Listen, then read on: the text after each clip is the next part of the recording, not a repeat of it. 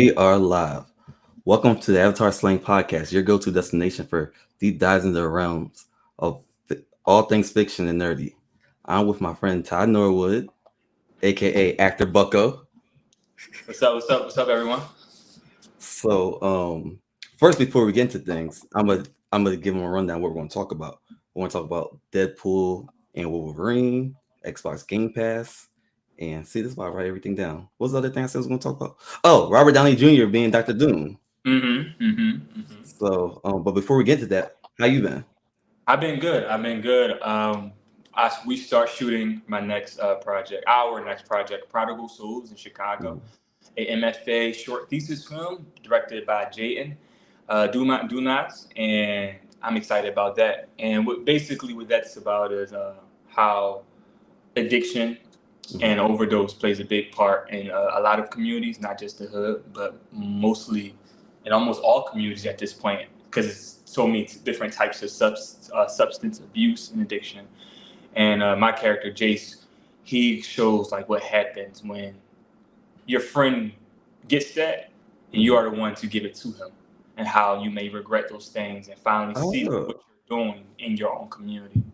It's better. Yeah, it's like a lot of times you get these things where we're talking about drug dealing, but it's very surface level and it's never touching like the places that we're kind of scared to go to.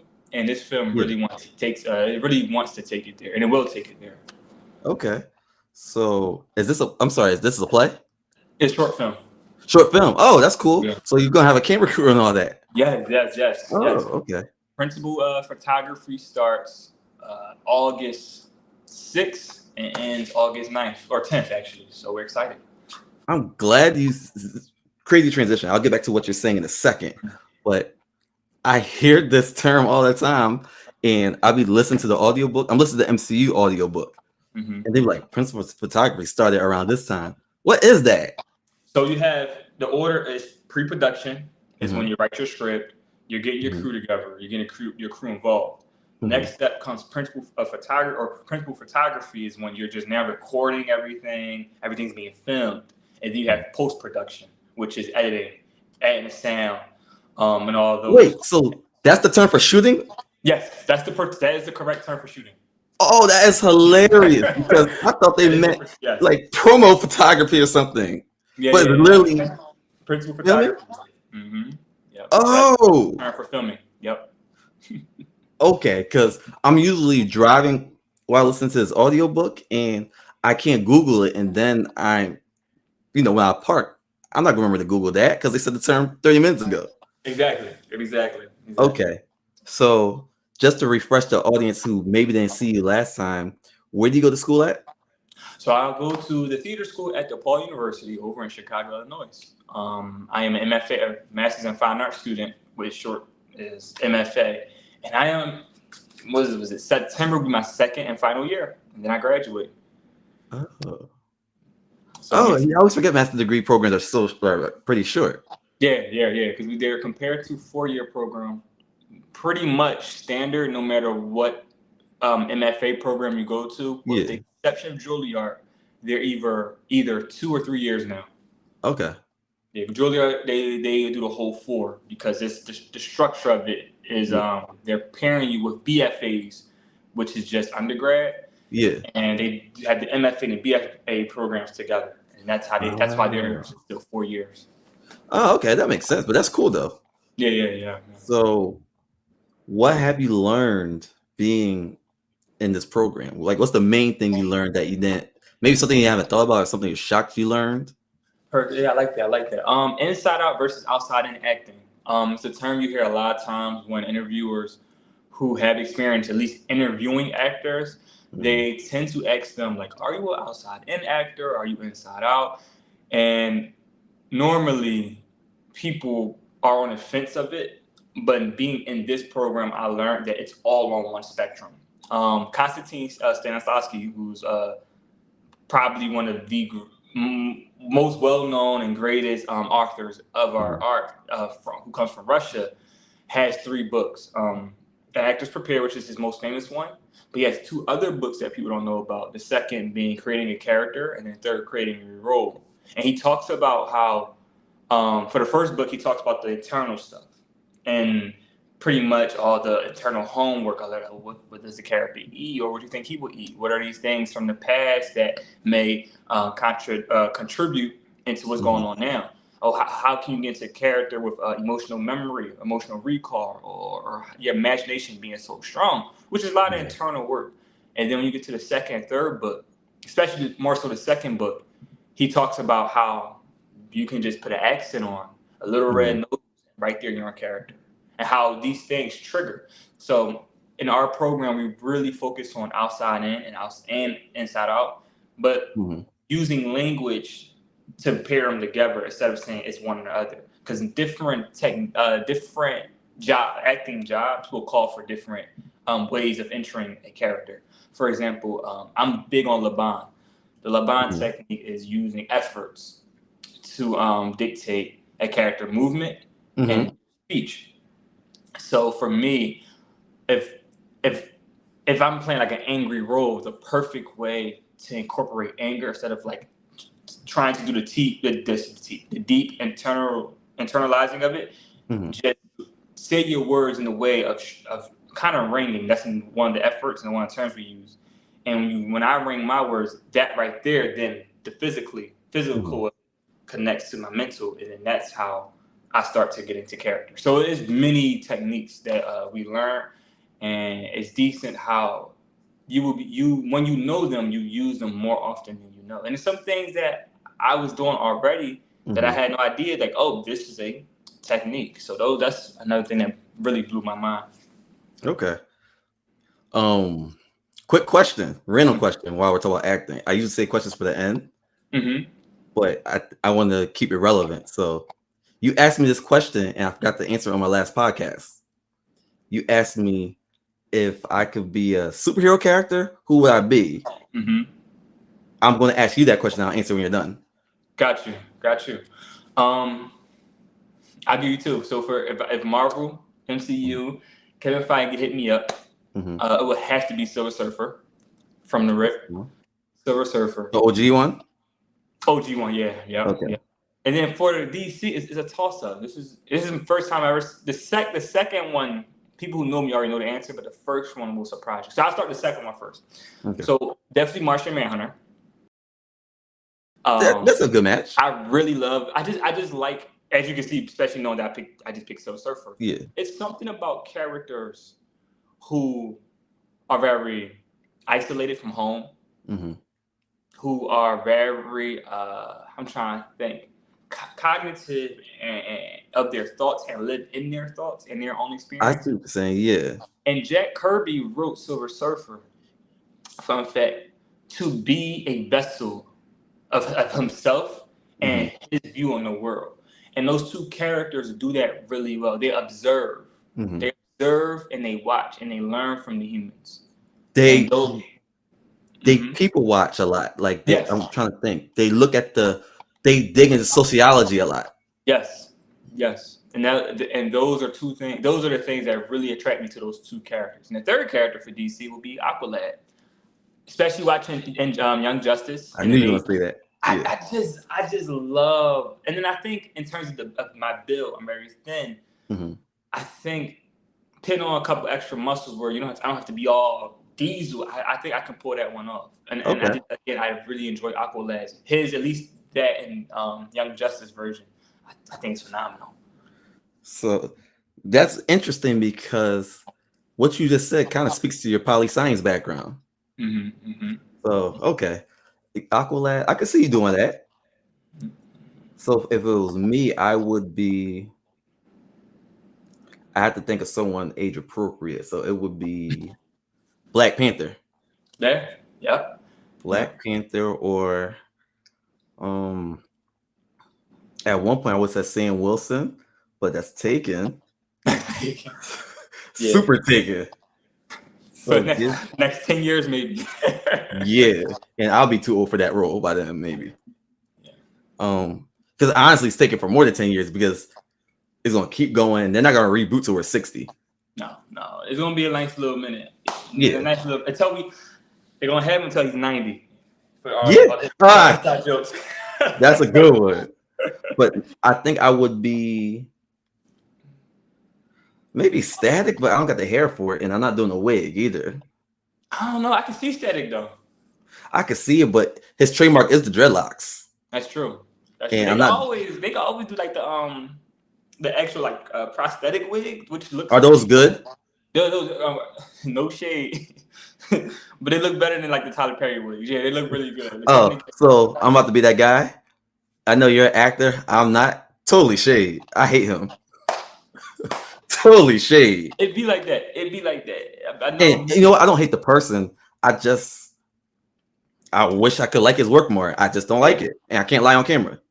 And that's the thing about it. Before you move on, since we're talking about that, right? Mm-hmm. People ask me, how do I react when someone doesn't like either a performance or something I do? And that's the point of being an artist, of people having their own interpretation of what you do, and just allowing them to have that and allowing them to stick with that.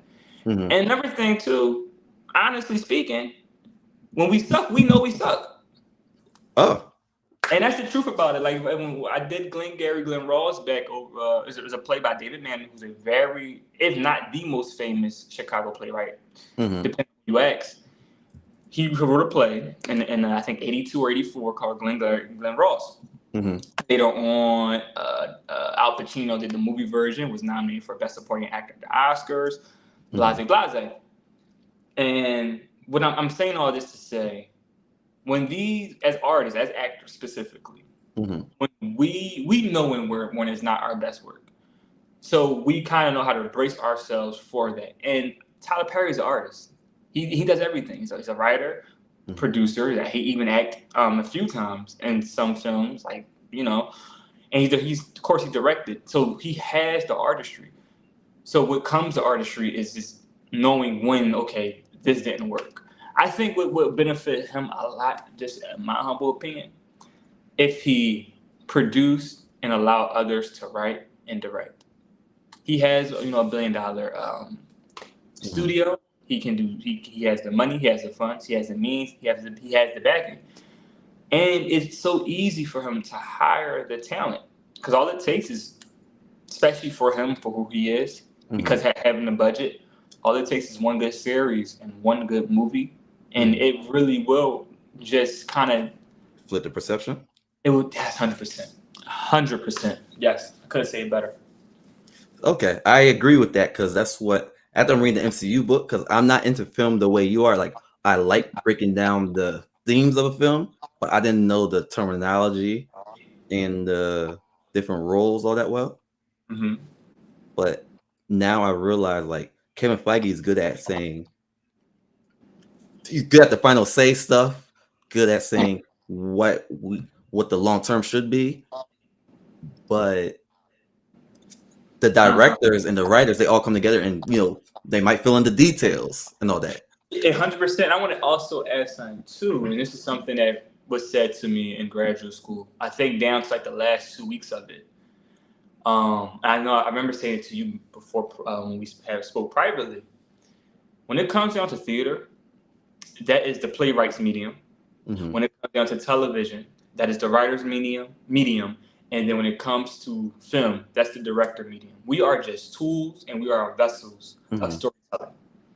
And what I really do love about Kevin Feige, I know people, in their opinion, I'll get to that, my opinion about it, but I know in their opinion, Marvel has its ups and downs. But one thing I can say about Kevin Feige, especially in the beginning, towards kind of the beginning of the middle, and then now back to where we're at now, he really gave teams the creative liberty. He really had. And that worked out well. And I really feel that, to me, unpopular opinion, I think that's why it's like She-Hulk. I enjoyed it so much. Because it's one of those things where it's okay to sit back and say, hey, maybe this show is not for my demographic. I think that's the biggest problem I have sometimes with Star Wars fans. And with just, I'm not using this term like in a mean way, but just comic book nerds like myself. I am a comic book nerd. But the thing is, we have to remember that when these stories are being written, they're being written in a way to reflect these people's lives. So the writer can be a Black woman. The writer can be a Black man. And when they're writing, they're thinking about their experiences. And they're not trying to ruin anything or any idea that you had about these characters. But they're Mhm. saying, hey, these characters were made back in the 60s, referring to comic books real quick. Yeah. There's some things that's very outdated. There's some, like, for a perfect example, I think making, if we, I don't know if you know this, but if they didn't make Jimmy Olsen black inside for the show My Adventure with Superman, I Mhm. don't think there would be any other black characters, if I'm not mistaken. I could be wrong, but I'm pretty sure he's like the only black character. And then, like, it's those little things right there that can help just remind people that, like, yo, this group of people do exist, and there's nothing wrong with that. Like, and it's, I don't know, and I always hear, like, when I ask people questions about why they don't like the MCU. Mhm. And there's normally, I would say, like, definitely good critique and good criticism that's very worthy. But then it's like, oh, it's woke. And I'm like, what does that mean? And it's like, well, they're pushing agendas and narratives. I'm like, well, these people exist. And all these writers are doing are just reflecting their lives and what they have seen. Yeah. They're not put, like, yeah, of course, like, Disney have definitely pushed agendas many times. They took, for the perfect But here's example. the thing. Mm-hmm. I hate to cut you off, but I need a whole. That's a misconception after what I read. It's not Disney for a long time had no creative control. That's true. That's true. 100%. So 100%. people don't realize that when Disney, the CEO of Disney, approached the CEO of Marvel at the time, the guy was like, "I don't really want you to change what we do. Like, y'all could Disney-fy it, basically." Yeah. And the CEO was like, of Disney, Bob Iger was like, Yeah. "Fine, I'll let you do your thing." The only time he intervened was when Kevin Feige wanted to do Black Panther and Captain Marvel. People how they came out in this around the same range. They did. I think literally a year apart, maybe if About yeah. Because they both came out. They both was February releases. I'm not mistaken. Okay. I think Black Panther Yeah. was 18 February, and then or 20. Hold on. And Well, I know they definitely were produced around the same time when they came out. Definitely produced around the same time. Yeah. 100%. Yeah. So notice the key things is lead woman, lead black man. Mm-hmm. The CEO of Marvel, who for, like, I don't want to make it too whatever. We're woke. He's a Trumper. We know how some Trumpers think. We know how a lot of Trumpers think. If they don't want to use the woke word a lot. He didn't think it made no sense to have a black lead. So I'm saying that to say that Kevin Feige was like, why doesn't it make sense? Like, we're Marvel. We had these stories made already. Let's just make it. We have an audience for it too. So he had to go to CEO of Disney, override the CEO of Marvel. And at the time, he wasn't the CEO no more. He was just like the head because, you know, at that point, it's all Disney. So it was a Marvel person who had control.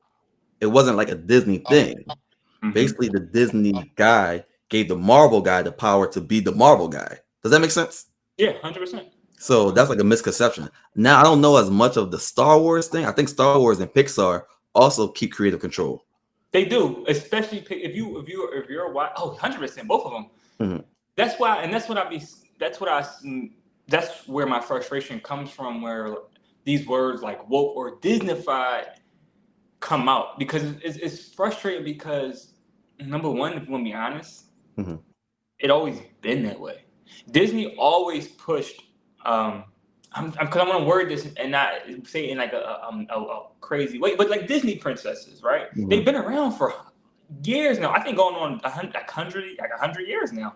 So they always was like the focus of a lot of these Disney projects. Yeah. So when I see projects more and more, and like there is a woman, a protagonist, and people are frustrated, or people say, "Oh, look, it's woke," simply for them just being a woman protagonist, I think that's crazy. The perfect example is, I really enjoyed the show a lot. I know it's very mixed, but Star Wars Acolyte. I never seen at least again for me, I never saw a black woman pick up a lightsaber. That was so great to see, man. That was good. We usually see alien or a white guy. Samuel Jackson. Yeah, a black guy. Like, I don't even see, like, have we seen a human woman pick up a lightsaber? Ray, that's pretty recent. Ray picked up, yeah. So but yeah, those are the two. But my point exactly. The moment, especially with Ray, right? It's just kind of bothersome in all honesty. And Ahsoka, she wasn't like that first. It took Like I think people always do. And people say with Miles Morales. I remember so vividly because it was 2011. I'm in a comic book store. The niche, yes, Spider-Verse movies are great, but when Miles was first introduced, that audience did not like that. Oh, they're getting rid of Spider-Man, bringing it. But now Which is look, funny because Peter had already died, so it's like they're not getting rid of Spider-Man; they were continuing the story. yes, it is the Ultimate Universe. Yeah, It's like, come whole on. different universe. People comment on what they don't know, or they logic goes out the window when it comes to black skin, dark skin, women. It goes out the window. It goes out the window. And I appreciate you for also like stopping me and really saying saying the facts about the Disneyfied thing. I think the only time I've ever had with Disney, and it's because of that, again, they're trying to please certain audiences, like when, for example, taking Finn from Star Wars, taking him out the poster for the Chinese poster and over in China, and then putting the mask on Chadwick Boseman for the theatrical I didn't know that was a thing. poster release. Yeah, it's a real thing. Whenever you get a chance. But Disney's capitalist at the end of the day. Yeah. So that's what I'm saying. Like those are like the big things that Yeah. But other than that, I just think when I hear the terms woke, before that it was another term they used, STW or S. I never heard that one. It's I think the DI thing now. I don't know which one. Yeah, like DI is a new one. And it's like, for me, I'm like, we exist. Yeah. I'm an actor. I audition. I go out and audition, and I'm now at this point, I'm bragging, but also being humble about the brag. I'm a trained actor. Yeah. So when you tell me I'm a DEI, is like, no, I earned this spot. I went and got training, and I went up against other people who are also auditioning. We don't compete with each other, but we are auditioning together. And I just got the role. That doesn't mean they looked at me and said, oh, he's black, so let's just get him because he's black and we got to meet a quota. And black people exist. And can we also point out the fact that many white actors are Nepo babies or they know somebody? 100%. So it's like, if a black person got in through merit, or let's just say they got in because of diversity, it's like you're only looking at it one-sidedly. Like, you're not looking at the fact that a lot of these actors have parents that were actors, producers. Yeah. Like, what I can't think of his name. The guy from The Boys, Jack Quaid. Jack Quaid, who also voices Superman and My Adventure Superman. He really said one of the best comments that the person could say about nepotism. And he just owned it. He owned it, and that's all it is. And think about it. I posted on my Facebook before. Two things can be true at one time. There is nepotism, but I also think Jack is also extremely talented. Yeah. So he just got the opportunity to show it. He just got the opportunity to show it, and I think that's just so dope about it. And but him owning it and just saying like, this is this, and I'm here to also show y'all like whatever, I belong here and I can do this. That was just a breath of fresh air. Ronnie James could learn from that.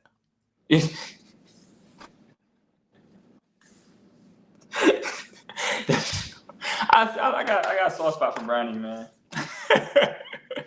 Like, we're not stupid. No.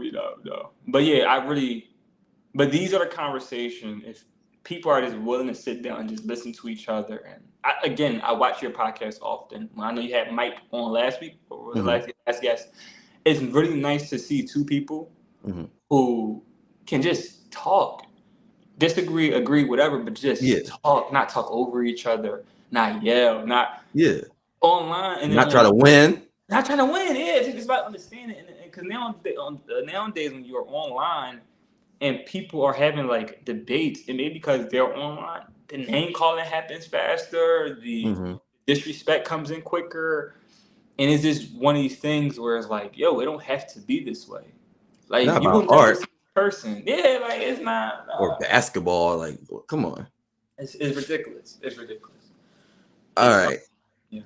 So, I do agree with you, but we do gotta talk about more MCU stuff. Yes, we do. What do you want to tackle first? The Deadpool, or you want to do Robert Downey Jr.?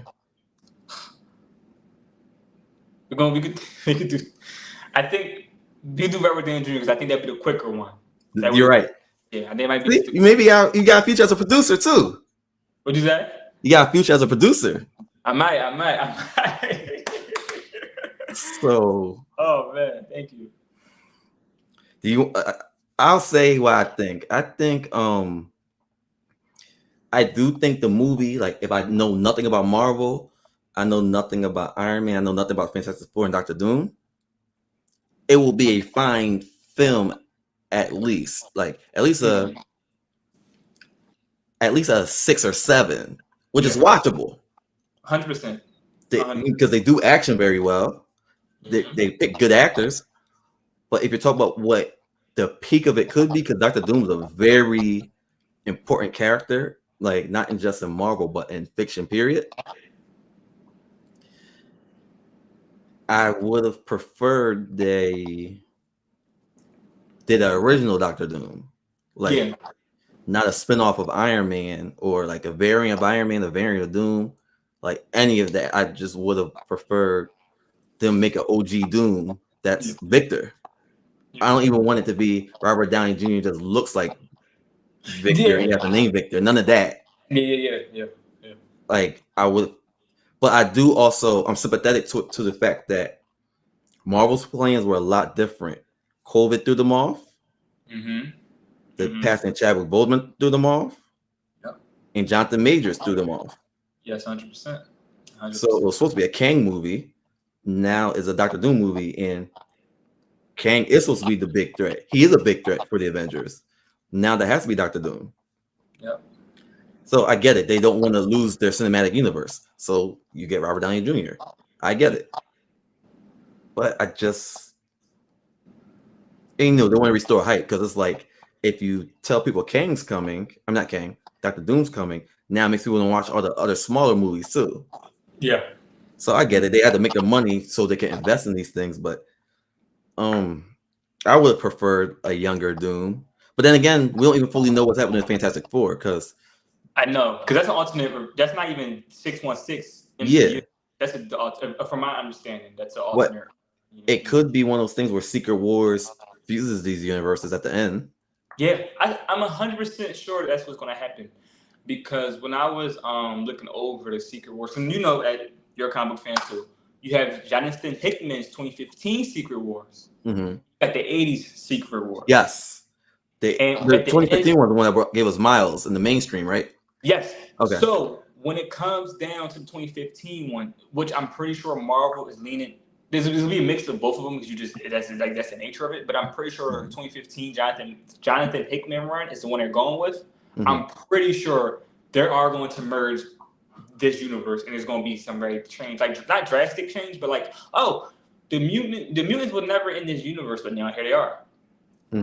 Like that, like there, you could definitely see that's going to happen. It could be like their Flashpoint. Their Flashpoint, 100%. That's exactly where it's to the audience. Flashpoint is a DC event that had Flash change the timeline, which we all knew was different, but the people in their world, like the way time travel usually works, is like all these changes were always here. It might be a change to you in the Flash, but all these things are already changed. Yeah, because that was for when they introduced the New 52, if I'm not mistaken. Yes, it was Flashpoint in New 52, and that was like, yep. And they did Rebirth with Dr. Manhattan. Oh my God, some good comics out there. Good comics. There is. Yeah, but yeah, 100%. I really wanted Killian. That was who I wanted. I think Killian Murphy would have played a phenomenal Doom. Just let him have his Irish accent. Let him go out. Let him do his thing. Again, he's an extremely talented actor. That was like my fan. Appreciate that, brother. Appreciate that. And I'll read the comments to the audience real quick. Rome 13 from YouTube said, "You and Ty need to do this more often." Thank you. I think that's my friend Jerome. Oh, appreciate you. And when it comes down to sorry, my fault. Where were we? Sorry about that. You said something about New 52. No, I'm off too. I started reading comments. I forgot. So yeah, no, but basically when it comes to the back to Killian. I think Killian is a phenomenal actor, and that was who my choice was. Yeah. And I again, as I said before, I think two things can be true. I think Robert Downey Jr., especially seeing Oppenheimer, I think he will kill it. I think he can really kill it as Doom. Don't get me wrong. But I agree with every point you have said too. Even if he's playing Victor Von Doom, but he just looks like Tony Stark, I could have, you know. Yeah. But I really do enjoy Robert Downey Jr. I just watched the Sympathizer on HBO. So good. Yeah, he's a really good actor. Is he classically trained, or is he just naturally good? So he's a child actor, so he had trained. He's not classically trained, but he had training throughout his whole life because and he really took the craft seriously. Growing very serious, very serious. So he's like a prodigy in a way. Yeah, 100%. Because his father's an actor, wasn't a big actor. He wasn't like famous, but his father's an actor. And quick fun fact about RDJ, he actually was on SNL for a bit. Not a full season, got fired because he's a little wacky, but like he had just natural charisma and just talent, and on top of his talent, then he has skill. One of that outside of the show I just mentioned, another thing I really would recommend people watch from RDJ is Chaplin. Back in the '90s, came out in the '90s by Charlie Chaplin, the actor, slapstick guy. It was super good, and I just again, I think his acting is like really top notch. I'm happy that he's able to get his career back on track years later, especially with Iron Man. Yeah, I have a lot of actors who have opinions about him, but none of them is ever towards his acting. It's more personal stuff, which I'm not gonna get into. But I just think as an actor, I really do think the guy is just extremely talented. And that's probably why he left the MCU, right? Because he wanted to show that a little more. What'd you say? I'm sorry about that. I guess that's why he left the MCU for that bit, because he wanted to explore other roles. And it'd be like that, yeah.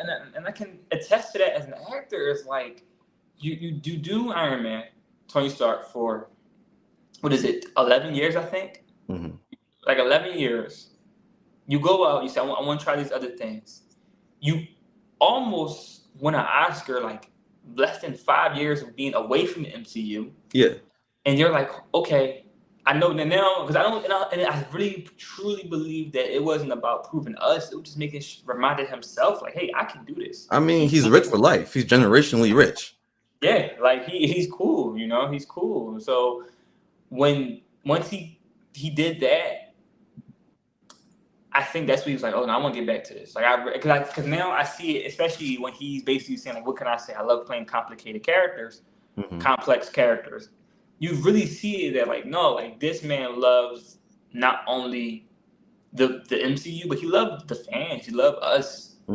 Just like he loved the showering. Like, you see the reaction of how the people reacted when he joined, or when he unmasked himself. It was just beautiful. It was just one of those things where you're like, it shocked me. Because again, I still have the same concerns you have, but the inner child in me is like, I'm super excited to see him back. Yeah, definitely have a low floor. Like I can't see it being trash. No. Like it'll probably be like, I wish they would have did this or that, but completely trash. I don't see that. 100%. I agree 100%. Like I said, my top choice was Killian. I just think I'm bragging a bit, especially before Oppenheimer. Killian was always, no pun intended, killing it. Yeah. So it's nice to see him like really get his due. But man, he is just another talented actor.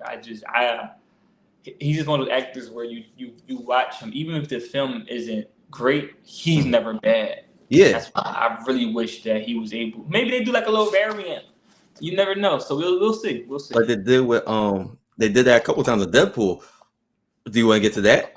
Yeah, I think that's perfect transition. Yeah. So let me tell everybody, this is a spoiler alert. Total spoiler alert. One day I'm gonna have the sounds for it where it goes, it's a spoiler alert. Don't got that today. But yeah, so Deadpool and Wolverine. I kept calling it Deadpool versus Wolverine because they naturally don't get along. But it's Deadpool and Wolverine, which is I want to talk about before we get into the actual movie. Yeah, we knew Deadpool 3 was coming out for a while, We Them did. telling us it was going to be called Deadpool and Wolverine just a couple months ago is wild to me. They definitely marketed the heck out of that. Yeah. Yeah. I remember telling my friends, I think it looks like it has to be an 8 or a 9 because with Marvel, you could kind of tell if it's going to be good or not. We've been tricked a little bit lately, but usually if it's going to be at least watchable.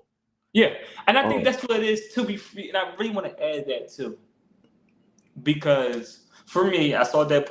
You know, we've seen it. It was like an 8.5 out of a 10. Mm-hmm. Usually my movie ratings are like this. I don't do like the number scale. Mm-hmm. I borrow. I'm gonna give a shout out. Big YouTuber, Mr. Maddie. It's very similar to his rating scale. Mm-hmm. So my rating scale for movies are watch in theaters, wait for streaming, do not watch. And it's definitely a movie you watch in the theaters. And For sure. For me, my only frustration, it has nothing to do with the movie. It just has something to do with the fans. The same complaints you can say about the more recent MCU films and shows, you can say about Deadpool. But I think because they enjoy the character so much and they love the character, they are willing to say, well, it's a superhero movie, which it is, which is very true. But just keep the same energy, man. It has white humor in it too. Let's be realistic. Like traditionally, all that kind of stuff that's white male jokes. 100%. Yeah, it caters to that group. Not to say no one else could like it because we're two black guys who like the movie. Oh, enjoyed it. I enjoyed it. I love it. Yeah. But That's definitely like hangoverish type of humor. like Like it's that 2010s or Comedy Central type of humor. That's what Deadpool is. That's all it is. Yeah. That's my thing. Like if you, they like the gruesomeness too. 100. I'm sorry. They like the gruesomeness. They love it too, and that's the thing about it. That's edgy to them for some reason. It's edgy, and the thing about it, if you just take certain, and it's just a frustrating point for me.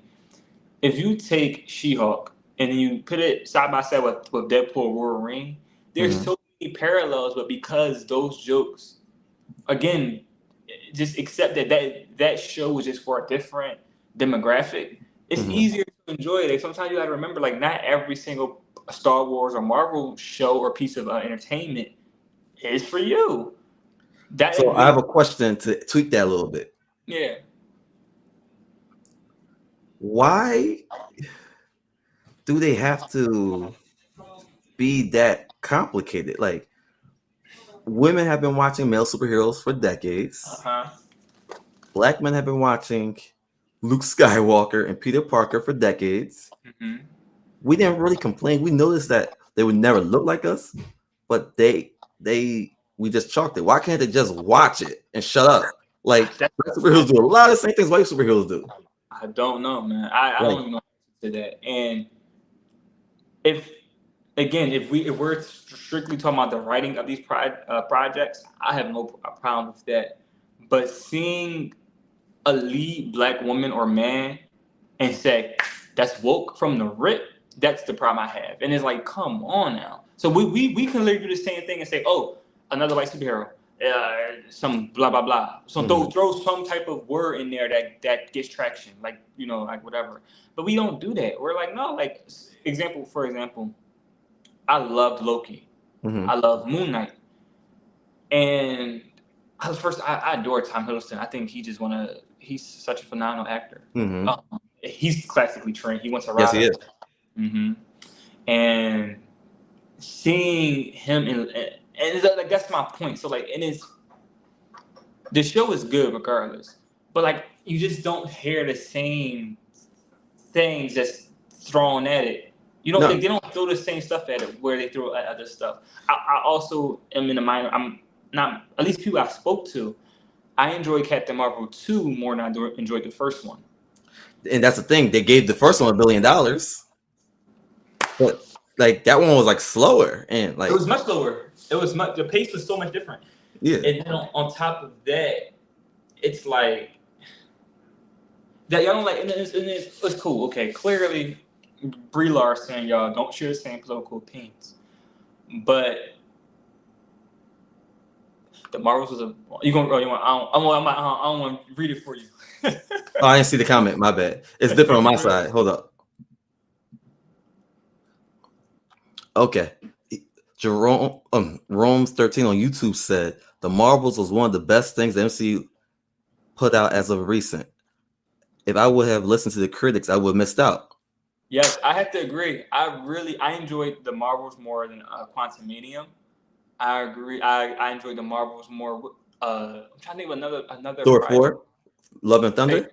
Oh, 100%. And that's the thing too. So we all agree that like Love and Thunder was not like the best movie, right? Mm-hmm. But when the criticism comes, like they're able to critique that movie, and like in my opinion, the right way to critique. Yeah. But when it comes down to other pieces of art, it's like the Marvels was 10 times better than that. Respectfully, you can't tell me like. But they make it sound like the Marvels is the worst thing ever. It was crazy, and again, I just thought the first Captain Marvel, which made $1 billion, which is like an 80 or 90, I think even like a 90 something on freaking Rotten Tomato, whatever. Yeah. Like Rome said something perfectly. He said if I listened to the critics, I would have missed out. And we talk about this as actors too, especially with the theater world. The critics, yes, I'm not saying that their job is important or not important. I'm not against that debate of it, but they really do affect the product or affect people's willingness to go see it, which is like that's the whole point of a review. Like, okay, I'm not gonna waste my time seeing a movie if everyone is saying it's bad. But that's why I say sometimes, like I've seen movies that had like poor audience reception, but great, like the critics loved it and it did well or did good or bad, vice versa. And it's just like one of those things where I really, especially if you like something, if you know something's up your alley, just go see it, man. Like I've seen every MCU movie, every MCU project in theater. It's not a movie different MCU I did not see in theater. And it's one of those things where I just love the franchise that much where I'm going to get up and go check it out regardless of the critics. I'm trying to think of another movie that they. Oh, The Eternals is a good one too. I enjoyed The Eternals too. It was different, but I see how people didn't like it, but I was fine with it. That's what I'm saying. Like, and that's the. I only have one flaw with that one though. What's that? I don't think they should have picked the woman. I don't remember her name right now. Kim Chan. Yes, I don't think she should have been the lead. Not the actress, but the character itself should have been the lead character. Fine actress. Oh, cool. I don't think she does enough to be a lead character. She should have been in the movie, but the lead should have been someone else. You could tell, at least in my opinion, by the writing that they wanted her to be the lead, but they also wanted to like really have everyone else equally. But then have her have cooler powers. Like she changed things around her. Because her powers were just like healing, right? What was her powers? No, she will turn like a tree into butterflies. That's what it was. Yeah, that's what it was. Oh yeah. I'm tripping. I know what I got. See, her powers are they impact you. Oh my god! But like in terms of a good example, that's another one I enjoyed where you just and again like I love Jack Kirby. That's my favorite. Like the way people look at Stan Lee, I look at him the same way, but I also look at Jack Kirby the same way. Like Jack Kirby is my guy. So when he was Darkseid and Thanos. Come on, man. Talk about it. And so when the Eternals came out, I was like, I gotta see the Eternals. I think James Gunn, since he's over at DC doing it, he should redo a new God movie. I think he flirted with that idea on Thread. I'm pretty sure he did. But I think that would be so good to just see, even if it's a series, because now what you see with DC and Marvel, that series is connected to the movies. Oh, like the Penguin series looks so good with Colin Farrell. That looks really good. Yeah, it looks really good. Creature Commandos is a cartoon movie, but that's integrated with the characters of the DCU now. Like that's so cool to me. I think that's so cool. So I want to get back to Deadpool for a second, but I have one thing I've been seeing lately that is related to what you're saying, but I gotta say it quote bar for bar. Yeah. People are saying Deadpool saved the MCU. And I'm like, first of all, I didn't do anything MCU saving because we don't even know the implications on the universe yet. Boom. 2, we've had good movies since Endgame, like we had Shang-Chi. Shang-Chi's better than Deadpool to I me. didn't even think about. Okay, holy shit! I forgot about Shang-Chi. Shang-Chi was phenomenal. I saw that when I was living in what year did it come? I think I saw it in Atlanta. That was phenomenal. Yeah, that was like a 2021 joint, I think. That was phenomenal. And like I don't mean cut you off, but that's my point. Y'all love this so, and I think it's a narrative. It's just a lot of narratives that goes on. Like Shang-Chi was so good, and I'm genuinely tired of hearing. We have the MCU Spider-Man 3. What's that called? No Way Home. Is it No Way? Yeah, No Way Home. No Way Home. Yeah. Then we had one more banger. It's not hitting me right now, but I know Shang-Chi people love that one a lot. Everyone, I think that was universally adored. Yeah. So like, what do you mean? Like, it's like when people say save the MCU, it's like, are you saying that it's been bad since Endgame? Now, if you're saying it dipped off since Endgame, yeah, but you know, Endgame had a crazy run since the Russos came in. That's like the best run. You can't really replicate that run. That's like going to be in history books. If you're going from Winter Soldier all the way up to Endgame, that's going to be his best run. Yeah. But I mean, we said in the last podcast, we should just get back to Deadpool. Yeah, but what we liked about it, and it's a spoiler version of the. We're going to review it with spoilers. So remember, spoiler alert. What did you like about it? The scene. I don't know. Just fun fact about myself. I cheer in MCU movies. That's the point of going to on Friday night and Thursday night, whatever. It's to cheer and whatever. But I always try not to clap. Okay. Is that theater rule? Huh? Is that theater rule? I think that's what it is. That's 100% what it is. It definitely comes from theater where like even at the most powerful moments, you try not to just let it play out. But sometimes it's so good. But when I saw Wesley Snipes, I just went crazy, man. Because we already got the conversation of he saved like that film franchise saved Marvel. It got them back from bankruptcy. Is able to. It was a big step for them. They needed that. They needed Blade to do well. But Wesley, here's like the actor part of me.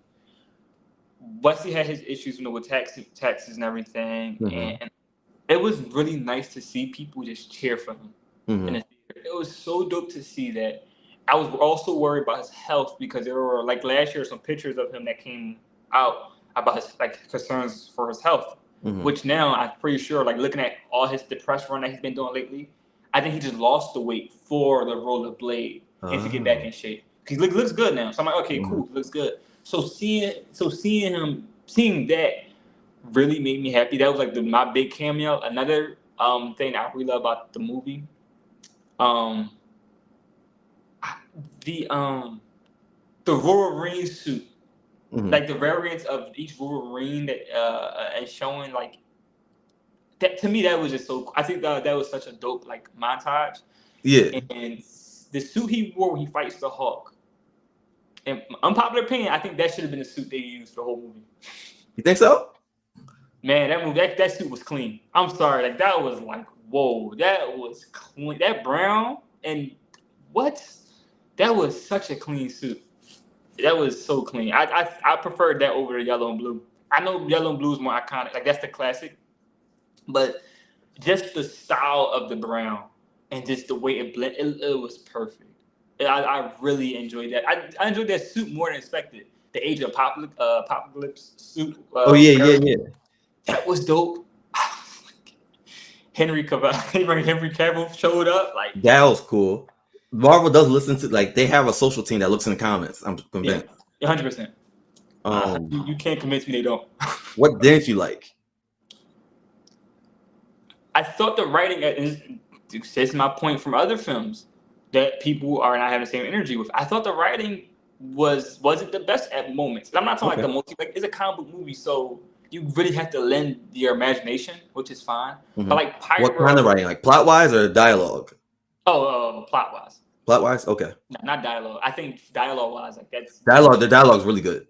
I think that's top tier, especially for the character of Deadpool. I think Marvel does dialogue good, even no, because the dialogue in Quantumania was bad, but usually they do. What'd you say? Which film you said was bad? Quantumania. The dialogue on that was nuts. Jonathan Majors killed it.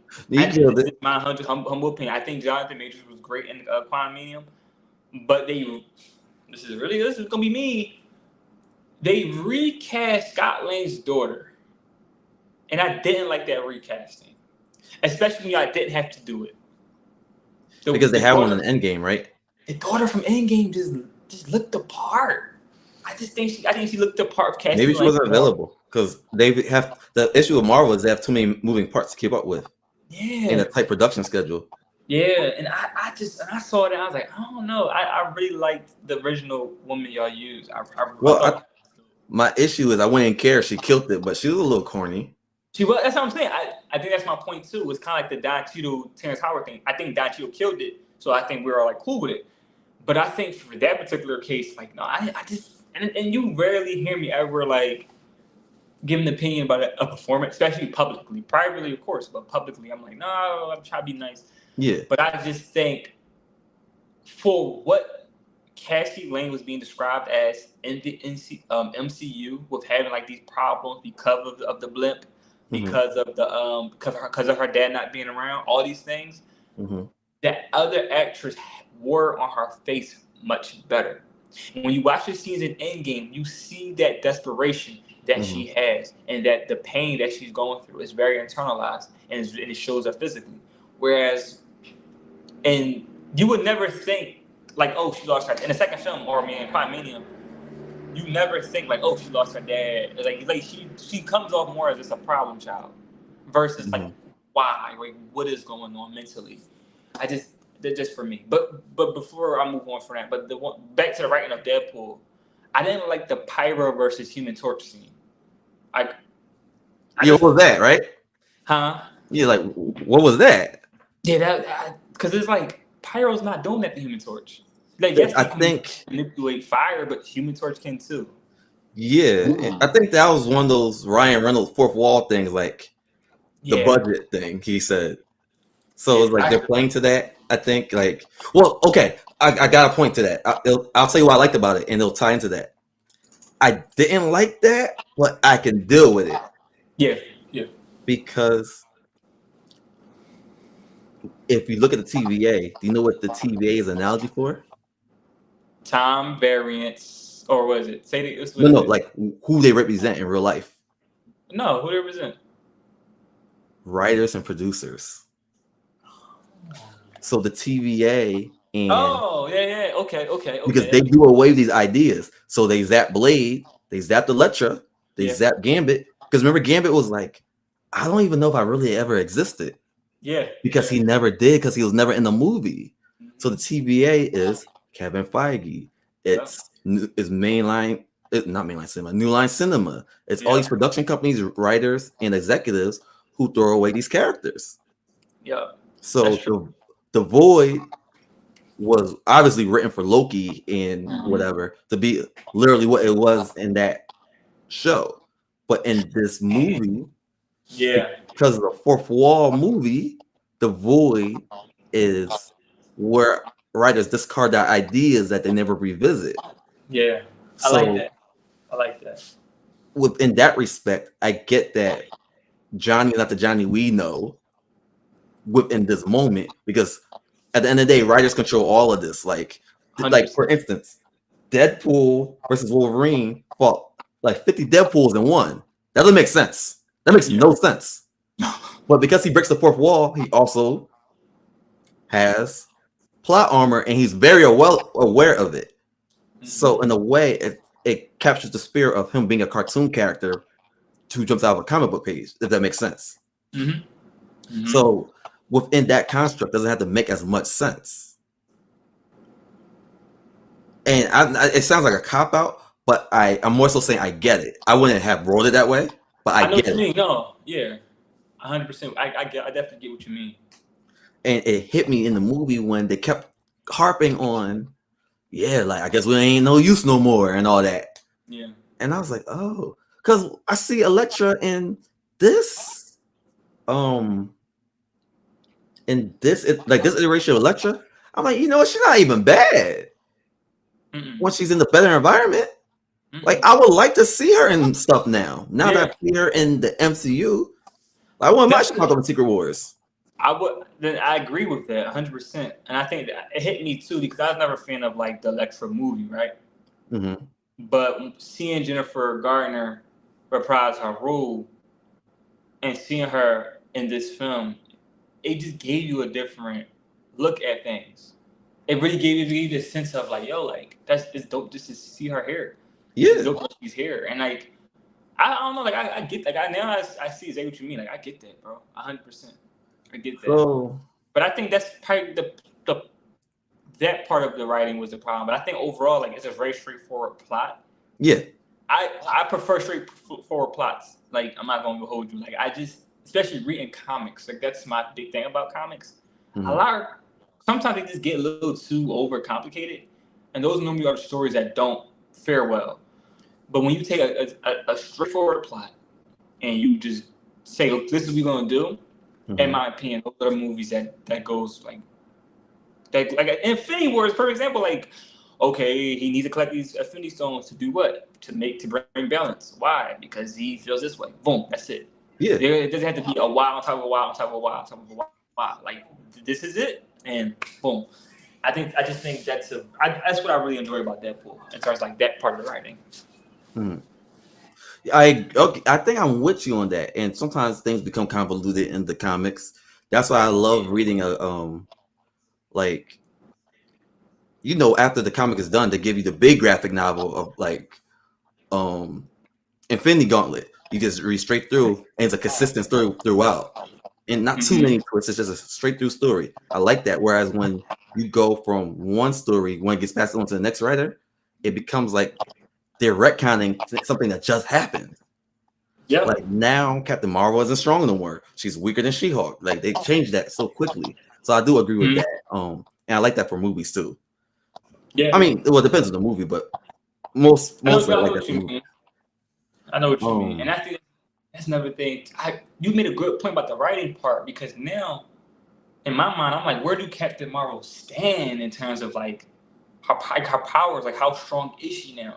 You talk about in the MCU or in MCU? Oh, I think she's still probably the strongest person.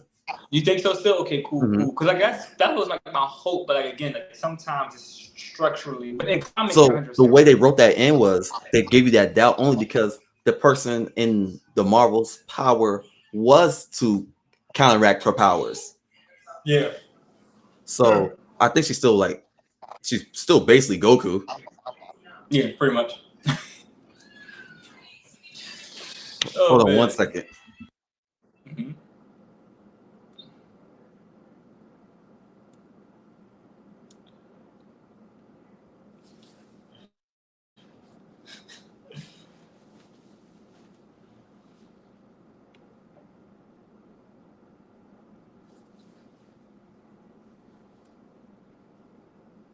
Sorry, my dog got in. But so I would say what I didn't like about it was Deadpool's very silly and it makes sense, but it was like in a way that wasn't believable. Like Deadpool's like a jackass sometimes, but like he's not like a bad guy. He cares about people in the comics. He wouldn't use nobody as a human shield. Like someone who gave him a car, he wouldn't do that. That's weird.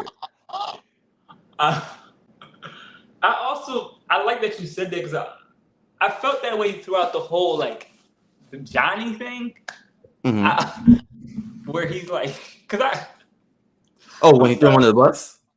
Yeah, like it's one of those things where like I can see Deadpool. I'm trying to word the way because where you worded it was perfect. Like, okay, I see what you're doing, but like, why would you just snitch on that man, get that man killed? Why would you use that man? He like tripled down. Like he ain't slip up and say it once.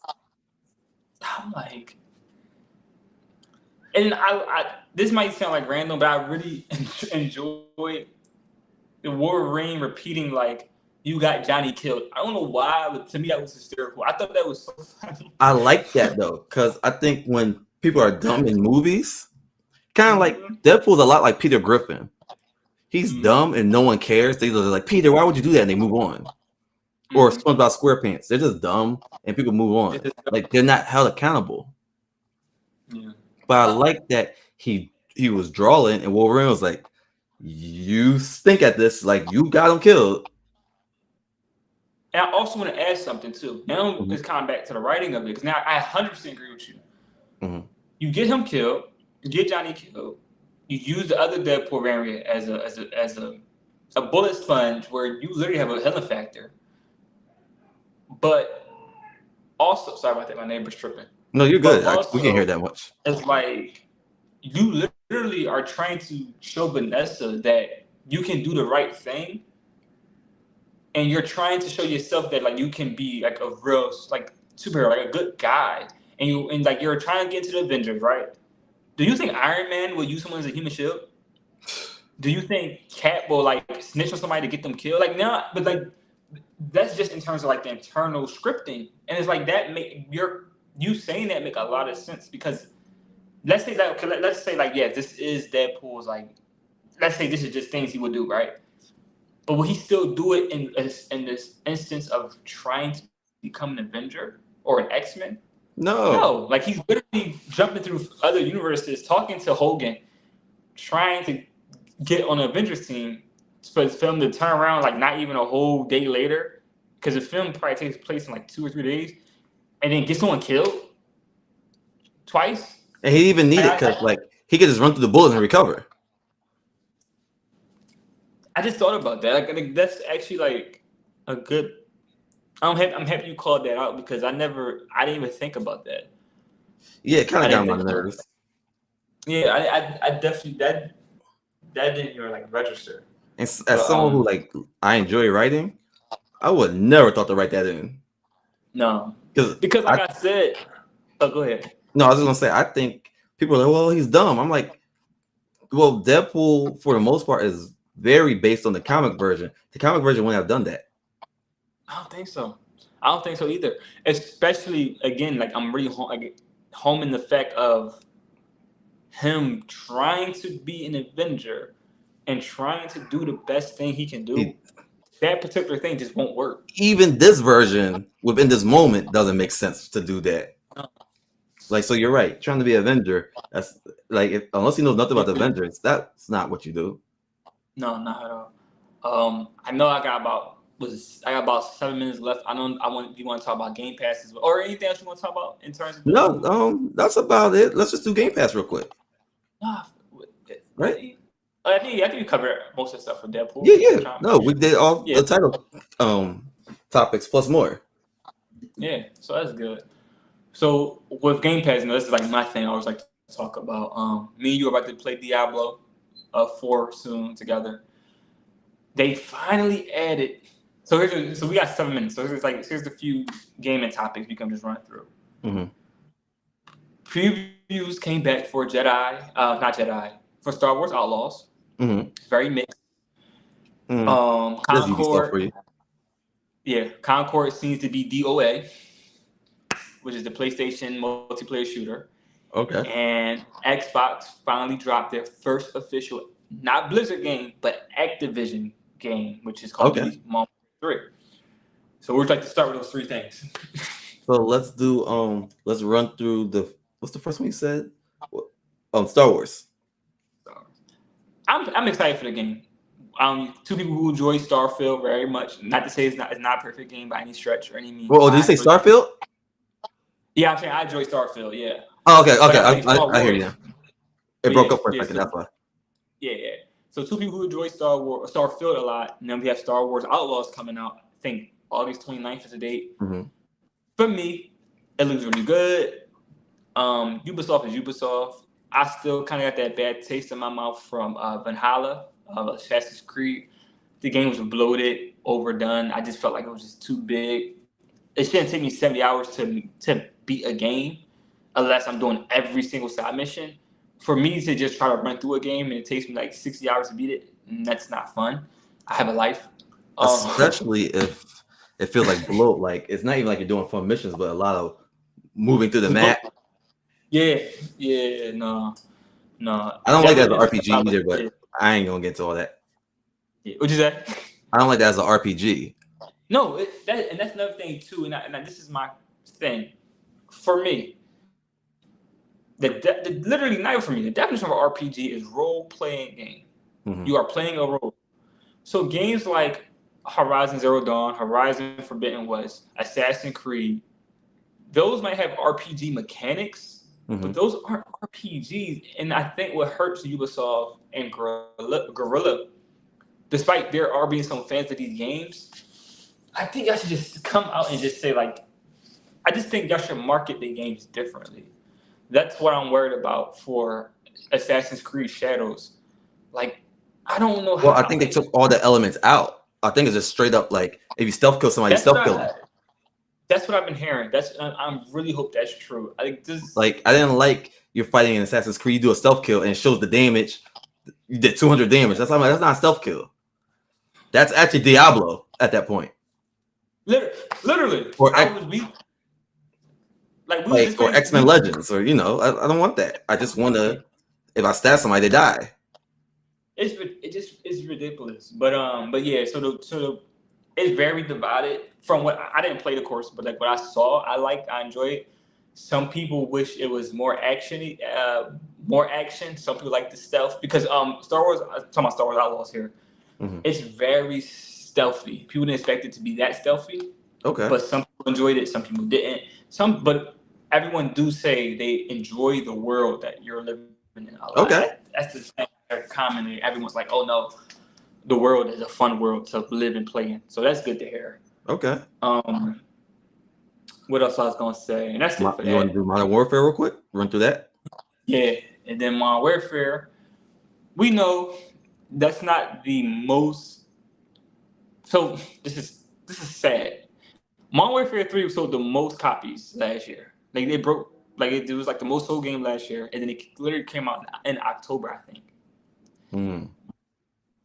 But it's not like the best campaign for the Call of Duty games. The multiplayer is fine, it's Call of Duty, but it's not the best campaign. Mm-hmm. But apparently, it just goes to show no matter Call of Duty is Call of Duty. So they added to the service, and people are enjoying it. I just think some games do really well in the service because I'm not paying $70 for a game. I don't see myself paying $70 for games anymore. I just don't. A lot of these games don't be worth that no more. They don't. But I'm playing Call of Duty right now, and I'm actually enjoying it. Mm-hmm. I haven't touched the multiplayer yet. I just been playing the campaign, so I gotta get into the campaign and check that out. Okay. And then, but the campaign been like, it's mediocre, but it's fun. Like I hate to say it, like it's like, oh, it's go here and do this, but it's fun. That's kind of all that matters, to be honest. I know, yeah. There's some games that don't blow me away, but I can just play and enjoy. Yeah, and I think that's my overall thing when it comes down to films, depending on the film, of course, and games. I just think it is okay to kind of like turn your brain off and just enjoy something. Like, yes, if you are a critical person, like I criticize it, but criticize it for what it is. That's another thing too. Criticize it for what it is, not what you. Now, that's the marketing made you expect that. Then that's different. But like, don't say, "Oh, I thought Starfield or Star Wars was one way," but even though they never said this, but yeah, it's not what they're trying to be. I watched a random YouTuber say it, so that's what I thought it was. Really go in and understand what it is, and you'll be happy. And I don't know, but I'm really enjoying Modern Warfare's campaign. And it's short. Mm-hmm. I'm tired of long campaigns. It's 6 hours. I'm probably like 3 hours in. We'll probably practice up on multiplayer anyway. Yeah, that's the thing. Like that's more of a multiplayer game anyway. It's not really meant for y'all to have a 20-hour campaign with side missions. It's just not that. And there was one more. What's the third one? Oh, Concord. Before I go. Okay. Have you heard about Concord? Is that the one that's supposed to be a lot like Destiny? It's being compared to Destiny, but it's more so like Overwatch with Guardians of the Galaxy. I thought so. Okay. But then they still a lot of Destiny's like art. Yeah. Apparently, Oh man. but PlayStation or Sony owns like that's the thing. You can tell it got like a lot of inspiration from Destiny, but Sony owns Bungie, which owns Destiny. Sony owns Concord, the Oh. IP now. But the thing about Concord, so this is the news I want to give to you. I don't play PC. I'm not a PC gamer. I won't act like I know these things, right? Mm-hmm. The peak of Concord was 2,500. 2,500 on Steam for open beta. That's like nothing, isn't it? My man, it's single player games that gets bigger than that. And that's a multiplayer game. 2,500. I've seen dying games have more than 2,500. Oh, like games that announce that they're closing down in 2 weeks have more than that. I think the Avengers is like a perfect example. That game was dying and people were still playing it. Still was playing it. Not that much, but more than that. Yeah, because I was able to find matches in Avengers before they closed it down. But yeah, man, 2,500. Because at first they kept saying it was less than 3,000, and then I watched YouTube videos. I got like the exact numbers, and it was like I think it was barely 2,500. I think it was like 24 or some change. And they said open beta, and that's just for the Steam. So for PlayStation, we don't know the numbers, but they're charging $40 for an Overwatch clone, which, mind you, Overwatch is a free-to-play. People enjoy it very much. Xbox. What'd you say? So people enjoy it very, very much. Yeah, despite that's the thing. People can complain about Overwatch all they want, but people are playing it. The numbers ain't going. Numbers not gonna lie. I mean, I like the concept. I don't play it because I don't think I'll be getting good at it, but I appreciate the concept for what it is. Yeah, 100%. I never played a hero shooter before, so I got. I've tried all of them and I stink at them. Yeah, I gotta check it out.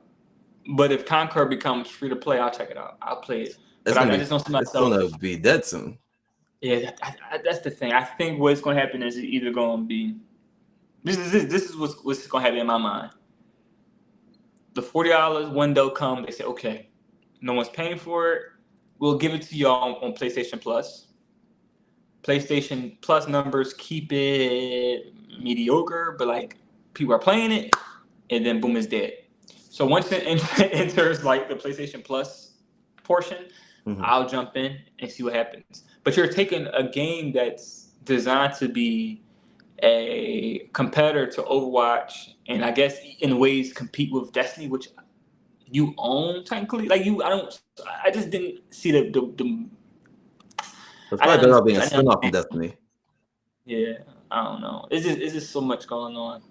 But I want to talk about that because that's like the big gaming news like everyone's talking about. Okay, so what we do next time is we see if this game still exists. I want to talk about now. Think about it. This is secretly probably one of the weirdest generations of gaming. It is. Like PS5 has awesome hardware, and it's like I'm not excited to turn on my PS5. No, I haven't touched. I think we talked about this privately before. I haven't touched my PlayStation since I want to say April. Sheesh. Is it right? No, it's not right now. I haven't touched it since April. On PlayStation. Oh, Final Fantasy's cool. The Final Fantasy's all right. Yeah, Final Fantasy's good. I didn't buy it myself, but I heard 16 isn't the greatest. It's not bad though. But the remakes of Cloud, they're fun. Yeah. So I would suggest that for you. It's gonna be free eventually, so I would suggest that for you. But I think we're going over time, so we could resume that next time, the video game conversations. For sure. I appreciate you for having me. Thanks for coming on. I want to do this more often, continue to do this more often, because again, I just think that it helps me with my speaking skills. I talk about things that I love with someone I love. So that's always dope for me. So I really appreciate it. Thank you. No problem. Thanks for coming. It was great. We gotta do it more often. I know we're both busy, but we gotta make time. And 100%. I mean, I'm posting weekly now, so we'll make it happen. Got you. All right. Well, thanks for coming on. Follow my boy Ty Norwood. Was it Ty _Norwood? Wait, I can put it on the screen. I got fancy technology now. Yep. Hold on, I got it. There we go. Ty Oh underscore wow. Norwood 97 on Instagram. Wow, that's super dope. Yeah, that's why I got the software. So that way I feel like a newscaster a little bit. Next step, I'm going to add sounds. Yeah. Oh, then I'm gonna take this and when you upload it, I'll take it and make sure I post it on my story because there's some place I already want to like just highlight, especially in the acting portion. Before Okay. I go, I also want to say thank you for allowing me to speak about my art and things that I Absolutely. do because this is a good vessel for that. A lot of times I'm in my own thoughts, I'm talking to myself. So to have someone listen and have an audience and people get the insight of what principal photography is and pre-production and post-production, I'm happy to educate. I think as an artist, our job is to educate, inform, and entertain. So I'm excited. Thank you. All right. Well, have a good night. I'll hit you up when I'm done. Got you. Thank you. You too. All right.